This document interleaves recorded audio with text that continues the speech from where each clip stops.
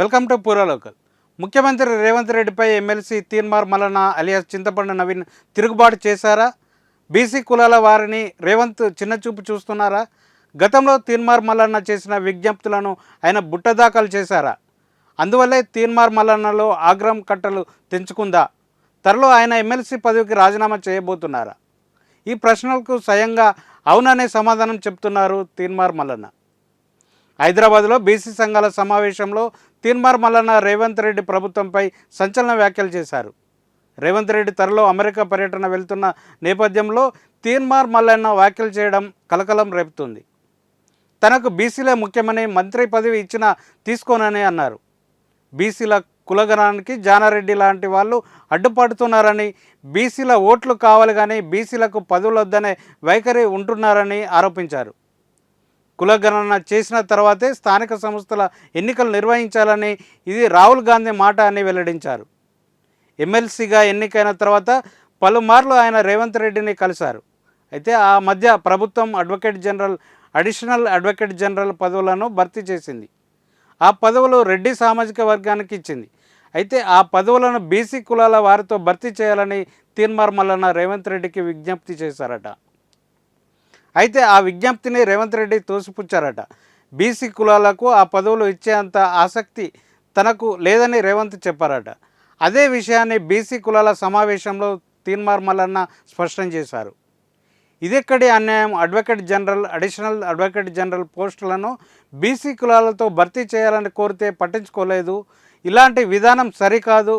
నేను రేవంత్ రెడ్డికి ఒక్కటే విజ్ఞప్తి చేస్తున్నా, అవసరమైతే తన ఎమ్మెల్సీ పదవికి రాజీనామా చేస్తా. బీసీ కులాల అభ్యున్నతే నా లక్ష్యమని తీన్మార్ మల్లన్న ప్రకటించారు. బీసీల కులగణన చేపట్టిన తర్వాతే స్థానిక సంస్థల ఎన్నికలు నిర్వహించాలని మల్లన్న అన్నారు. బీసీలను విస్మరిస్తే రాష్ట్రం అగ్నిగుండం అవుతుందని హెచ్చరించారు. ప్రభుత్వం బీసీలకు సముచిత ప్రాధాన్యం ఇవ్వాలని కోరారు. లేకుంటే పెద్ద ఎత్తున ఆందోళన చేపడతామని హెచ్చరించారు. నేను పోయి ముఖ్యమంత్రి గారికి ఒక రిప్రజెంటేషన్ చేసిన, ఏమనంటే, sir advocate general, additional advocate general మా బీసీలు ఒక్కడు లేడు సార్, ఒక అవకాశం ఏంటంటే మనకిచ్చే ఇంట్రెస్ట్ లేదని చెప్పిండు సార్.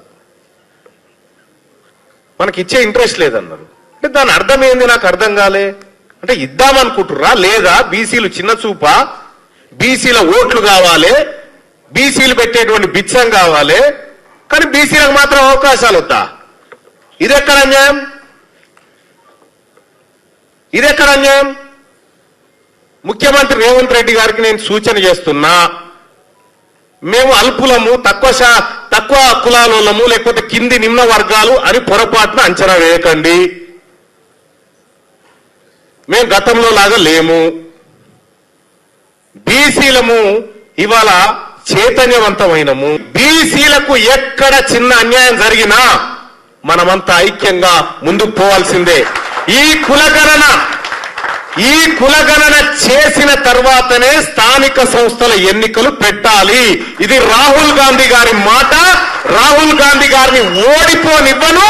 ఇది కాదని ముందు పెడితే అదే విధంగా తీన్మార్ మల్లన్న ఒక్కసారిగా ముఖ్యమంత్రి రేవంత్ రెడ్డిపై సంచలన వ్యాఖ్యలు చేయడం ప్రాధాన్యత సంతరించుకుంది.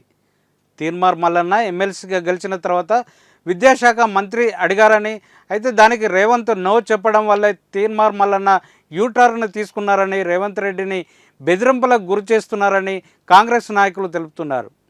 అయితే ఇలాంటి బెదిరింపులకు రేవంత్ రెడ్డి భయపడరని, ఇలాంటి వాళ్ళను ఆయన రాజకీయ జీవితంలో ఎంతోమందిని చూశారని కాంగ్రెస్ శ్రేణులు అంటున్నారు. బీసీల అభ్యున్నతి కోసం రేవంత్ రెడ్డి ప్రభుత్వం చాలా చేస్తుందని, ఆ విషయం తెలియకుండా మల్లన్న ఏదేదో మాట్లాడుతున్నారని, ఆ విషయం ఆయన వ్యక్తిగతం, దానికి కాంగ్రెస్ పార్టీకి ఎటువంటి సంబంధం లేదని హస్తం పార్టీ నాయకులు సామాజిక మాధ్యమ వేదికల్లో వ్యాఖ్యానిస్తున్నారు. ఇది ఇప్పుడున్న అప్డేట్. మరిన్ని అప్డేట్స్తో మళ్ళీ కలుసుకుందాం. చూస్తూనే ఉండండి పూరా లోకల్.